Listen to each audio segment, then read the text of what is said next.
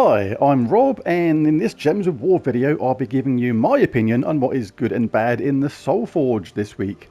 What's worth crafting and what's more useless than the devs over a weekend when there's a bug in the game. God damn it, looks like we're going to be not getting our kingdom crowns that we missed out on, or are we? We'll have to see. Nothing was done about it this morning, but I suppose they're powerful programmers who are obviously brilliant at everything have to get on the case and fix this thing first. Right, so let's take a look at this weekly event troop. Petra Hulk. Sounds good. It's got Hulk in the name. Must be good, surely. Helcrag Ultra Rare. Uses brown and purple. Let's take a look at the spell.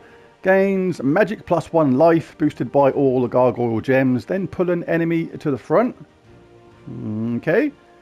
Traits. Gain 1 life for each brown ally. Gain 1 attack for each brown ally. And the standard construct trait of reduced damage from skulls by 50%. So first two traits are pretty lame, borderline useless, and the spell's not much cop either. The trouble with it being boosted by all gargoyle gems is you obviously need them gargoyle gems to be on the board when you cast this, and with this not having an extra turn, that means you then hand the turn to the opposition with a load of gargoyle gems on it, presumably, or at least some. And if the opposition has a exploding troop in their team, which can explode gems, then they're going to get the benefit of all those gargoyle gems, whether they're good or bad. So it's counterproductive to your game by making a team which actually creates gargoyle gems, for example, to help boost the life of this, because you're going to just hand such an advantage to the opposition if they should then explode those gems. I mean, the pull of the enemy to the front is good, but the damage this does is low as well, and kind of everything's relative in the game based on your magic level. If you're a newer player, your gain life will be lower, but you'll be doing a lower level games, so it will be relative to that. And I'm quite a high level, so I gain 39 life, but I tell you what, when somebody hits me or does skull damage or anything like that, they'll be doing a lot more than 39 in general, I can tell you that. So this is pretty poor to me. Sorry, Petra, you do not deserve the word Hulk in your name, and you'll be forever known to me now as just Petra, because Hulk should not be in your name. 4 out of 10 for you. Borderline rubbish.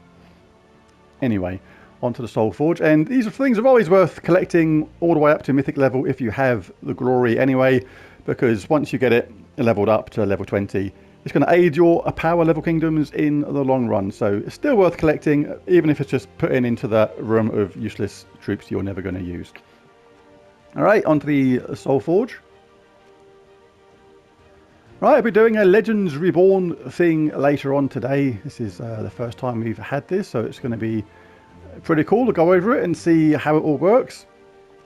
But Soulforge first, and then a raid boss team as well. Crikey. Another day of loads of things to do. It's all good. Right, weapons. Let's go over the weapons first. Not all the ones that are here all the time. Aegis of Helcrag was here last week, I believe, but we'll just take a quick recap. Removes all brown gems, deal magic plus 5 damage to an enemy, boosted by the gems removed. If the enemy is from Helcrag, or if their battle is in Helcrag, deal double damage. It's another one of those ones where it can be okay if you're fighting a Helcrag team, or the battle is in Helcrag. So apart from that, not that great. All these are here all the time and in previous videos. Wow. So the only new, well, the only new one this week, because Aegis of Helcrag was here last week, is a Watchful Blade. Hopefully it does a lot more than just watching, and it's got an eye on it. Hopefully it watches as it cuts someone's face off and just kills the enemy, because that's what it's meant to be doing, not just watching. Anyway, it deals magic plus 7, I presume, magic to an enemy boosted by Helcrag allies. Then create a mix of 6 red and brown gems for each Helcrag ally. So another one of these ones we're getting for each kingdom as we go along. Uses purple and green though, but creates red and brown. So obviously you do need Helcrag allies in your team to make this work. And because this uses purple and green but creates red and brown, those other allies, at least a couple of them, do need to use red or brown mana to make this worth using. So if those things are relevant and you have a team like that, then can be okay, but hardly essential. Right, onto the troops. Let's just go over the mythics really quickly. Who we got? We got the Sparkinator. I really like this guy. Came out to a lukewarm reception a few months ago, but I showed how you can get it to 1,000 armor really quickly in a video, which makes it really powerful. And the cool thing about stealing armor from enemies, in this case like this thing does, is it's kind of double the effect. First of all, you take the armor away from the enemy, which is the equivalent of doing 30 damage to all enemies. So in my case, that's going to be 120 effectively damage. But that goes onto your armor, which is going to buff you up by the same amount as what you took away. So you cast this a couple of times, and you can have some serious buff going on. Obviously, the weak points about it is it's no good against true damage teams, because true damage teams are going to bypass all that armor you've gained and just hit you with a direct attack to your life. So gaining all the armor has no effect at all. And obviously, once you've stripped all the armor away from all enemies, then the Sparkinator is almost useless. But the good thing about that is your armor should then be so high, you should be able to go and win the game with your other troops, because the Sparkinator's job will effectively has been done. The traits are okay, if not spectacular. Quite nice having a 25% skull reduction on both skulls and spells. And gain 8 armor when matching red is handy, so he's good. I do like the Sparkinator. Alright, who's next? These are here all the time. Kurondara. Deals magic plus 5 damage to an enemy, boosted by Doom Skulls. Then convert yellow gems to Doom Skulls and conjure a Doom Storm. It's good, but it uses red, green and purple, but converts yellow to Doom Skulls, so that is quite good because we don't actually use yellow, so you can take advantage of that. But again, the pros and cons of this sort of thing is you have to wait for alignment sometimes. If those yellow do not convert to Doom Skulls in a good way, usually you're looking for a 4-match, so you don't hand the turn to the opposition and they can then benefit from the rest of those Doom Skulls. It can be one of those troops there you have to wait to cast it depending upon your luck in the game. But can be devastating at the same time. So a bit of a yin and yang, risk versus reward kind of troop. But overall, very good. Gains bonus red from red matches. Is immune to all status effects, devour, lycanthropy and mana burn. And has a 50% chance to curse all enemies when matching 4 or more gems, which is actually really useful. Curse is a underrated trait in this game, I think. Very good. Umarnath. Kind of a poor man's Zul'Goth, but still useful in certain situations, if not outstanding. Deals magic plus 3 damage to an enemy, boosted by all their skills. And if they die, gain 10 attack and create 12 skulls. So where Zul'Goth just kills somebody absolutely outright and then creates 12 skulls, you have to calculate if this troop will kill your targeted enemy first. The game will show you the boost. You don't have to sit there with your maths head on and a calculator and abacuses and all sorts of stuff trying to work out if you're going to have enough damage to kill them. It will show you the boost on the right hand side when you highlight this troop. But if you do kill them, you will generate a load of skulls. But even that is kind of risk versus reward. You can actually miss with those skulls and then set up the opposition as well. So a kind of again, another risk versus reward troop there. Can work for you, can work against you. The traits are okay. Place Hunter's Mark on enemies when doing skull damage. That is going to do double damage from skulls when we do that, which is cool. 20% chance to dodge skull damage is nice. And gain 4 attack when matching 4 or more gems is okay. So they're okay, but nothing too fantastic. And the last one is Death. Oh dear. Death mark all enemies and deal scatter damage boosted by my life. The trouble with this is more and more enemies are getting immune to death mark in this game. And there's lots of cleanses in the game now, really easy cleanses. Beatrix 4-match, Voice of Orpheus, any yellow match. There's, like I said, there's lots of enemies immune to death mark, making death more and more useless all the time. Which is a bit of a shame because I like the artwork on it. That was an interesting little rhyme I did there. But anyway,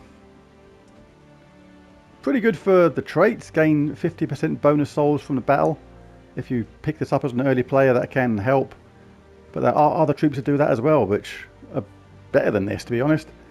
Is immune to poison, disease, lycanthropy and deathmark, and steal 2 life from the first enemy at the start of each turn. I actually go back on that, those traits are rubbish. Anyway, steal 2 life means he gains 4 life effectively because you steal 2 from them and you add it to yours. But yeah, or you effectively do 4 gain overall of what you steal and what you add to yours. But overall, death, I don't know why I'm still on your card because I've just given you way too much time than what you're worth. Bye bye. Quick look at the legendaries. Dracos 1337. Actually not bad at all. Like this. Silence, stun and drain magic +1 mana from an enemy with a 25% chance to destroy them. If that 25% chance comes in, that is obviously very handy indeed. This is the first legendary, by the way. We've done the mythics now, just going over the legendaries very quickly. Allied mechs gain 2 life. Yep. Impervious, pretty good. Immune to all status effects, devour, lycanthropy and mana burn. And technomacy, decrease, that sounds like a really cool word, technomacy. I like that. Decrease a random enemy's magic by 2 on 4 or 5 gem matches. So a little bit too slow to be effective, that last one. Because you're not going to get a ton of 4 or 5 gem matches with a mech dragon team most of the time, but it can be wangled to be effective, I suppose. But overall, not too bad. Segmer. Do like Segmer as well. This is another one of those really good but underused legendary troops. Transforms blue to skulls and brown to yellow. Then deals damage to an enemy boosted by all other allies' magic. Now that boost can be pretty good sometimes. The amount of times I use this troop as a early mid-game player to really good effect. And I like the traits as well. Immune to frozen is handy, as is gain 2 magic on red gem matches. So she uses red, so you're going to gain red automatically while playing the game. And every time you do that, you gain 2 magic, which puts up that damage every single time. Pretty neat indeed. Skylar. Not too bad. Deals damage to the last enemy with a 25% chance to kill them. Then submerge all other allies. So doesn't submerge herself, but will submerge the rest of your team. And if you're lucky, that 25% chance will come in and just kill that last enemy. But it is... the weak part of it for me is you have to target the last enemy, which is a bit of a shame. Shame you can't choose who you target with her. But she does create a Bone Storm on 4 or 5 gem matches, which is pretty cool, and gains 1 magic when an ally casts a spell. So those are the best traits, but she can be good in certain teams, but not outrageously good at the same time.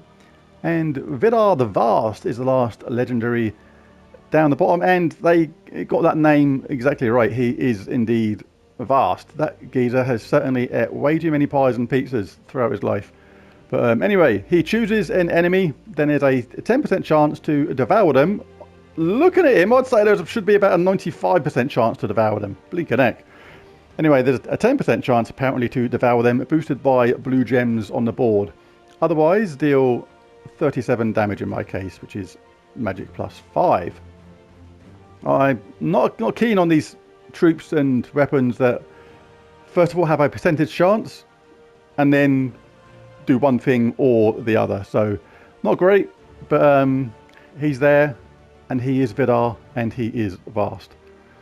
And he deals double skull damage versus stunned enemies while being immune to stun himself, no kidding, and gains 2 attack, life and armor when matching 4 or more gems. So not a very good legendary for me, and as I always say, most videos is not generally worth crafting these legendaries. They're going to turn up in your chests way more often than mythics do, so keep hold of your hard-earned diamonds. But who gets my super coveted, my extraordinary, my something else that's really good mythic of the week? But it's not death, is it? Because the thing's rubbish, let's face it. wherever it's gone. Well, I mean, yeah, it's definitely not death. Sparkinator, awesome. Kurondara, very nearly awesome. Umarnath, not reliable enough. So it's between Kurondara and the Sparkinator. I'd kind of like to call it a draw in a way, but who are we going to give it to? I think, just because I like robots, I think I'm going to give it to the Sparkinator by the hair or wire on its back. Whatever that is.